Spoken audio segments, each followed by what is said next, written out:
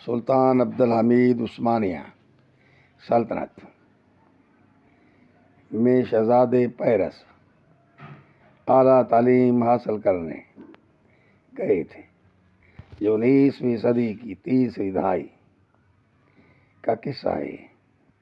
یہ معلوم نہیں کہ وہاں سے کوئی ڈگری لے کر آئے یا نہیں، لیکن ایک محل کی تعمیر کا اشتیاق لے کر آ گئے۔ 1839 میں اس کی تعمیر شروع ہوئی، 1861 میں مکمل ہوئی۔ 285 کمرے ہیں، 44 ہال ہیں، 6 بالکونیاں ہیں، 6 ترکش حمام ہیں، ایک بڑا تقریباتی ہال ہے جیسے ملکہ وکٹوریہ کا تحفے میں دیا ہوا دنیا کا دوسرا بڑا فانوس بھی ابیضا ہے۔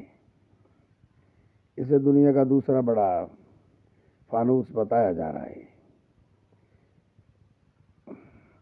وہ پرشکو حال بھی دکھائے جا رہے ہیں۔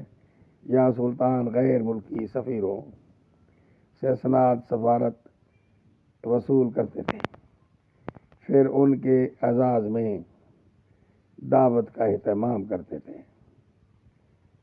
سب سے زیادہ توجہ سفارتی حالوں پر دی گئی ہے۔ سیڑھیاں بھی بہت راستوں پہ راستہ ہے۔